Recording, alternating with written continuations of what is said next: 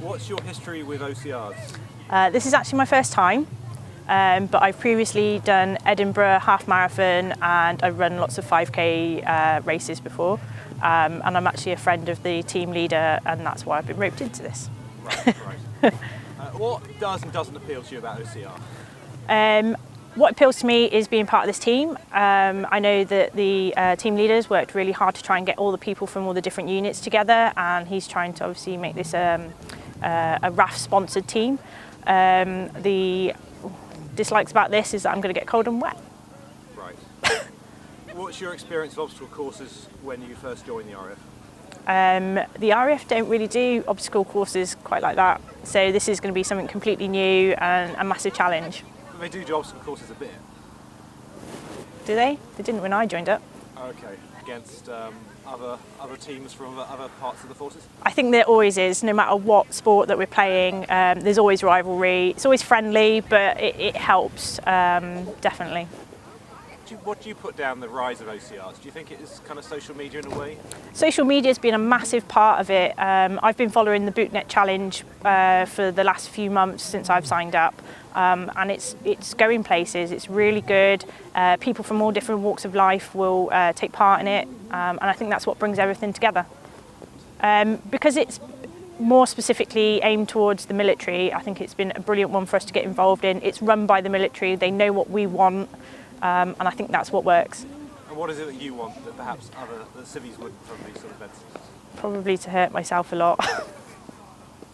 All right. In 2012 I entered what was the traditional formation of OCR as Tough Guy, and did that for a couple of years on my own, and then generally met a guy at the Dirty Dozen races, a gunner, and we had a little chat, as you do, and I decided why there wasn't a military team to represent the military community, as obstacle racing ticks all of the tenets of robustness, mental resilience, teamwork, team spirit, and we came up with an idea to sort of form an informal group, and then since the last 2 years we've gone from 4 members to over 150, and then from the Army personnel we then formulated the Royal Navy, Royal Marine team and the RAF team. So we have 3 established teams, although the sport's not recognised at the moment nationally, so the sport's not recognised within the military.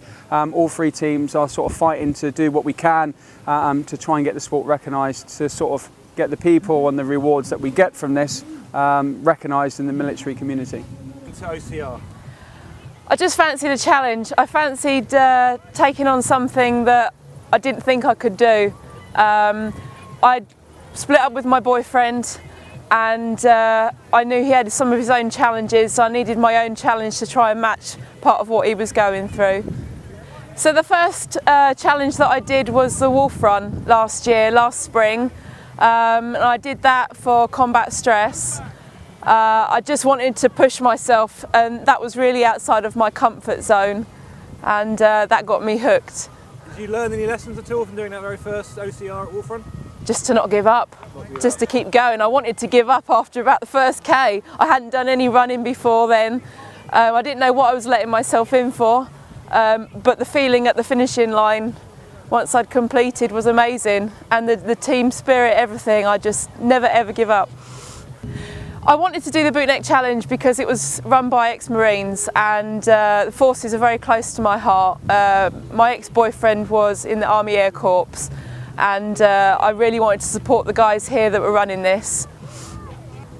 I met Matt because I approached him saying that I wanted to do this and I would be running for combat stress, and I wanted to try and show people who were suffering with PTSD that, you know, I was doing something for them, and whilst I can't appreciate what they're going through, that I'm thinking of them and I'm fighting for them and with them.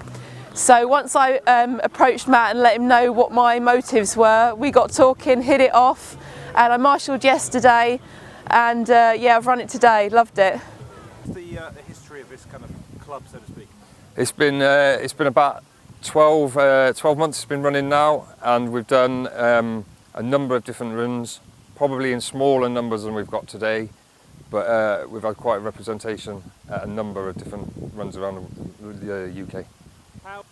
Well, this is probably 2 or 3 ex-military running these kind of events, and probably taking part in these events will be military personnel every event in the UK, I'd imagine.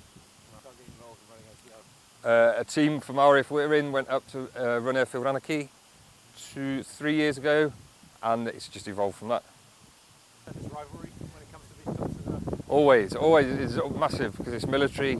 So between the Army and the Air Force, I haven't seen many Navy about or Marines, but between the Army and Air Force, massive. one of these events? Probably the Look of Fear sat at the top of takeoff at Airfield Anarchy. Slide that's about just under 40 feet tall. Right.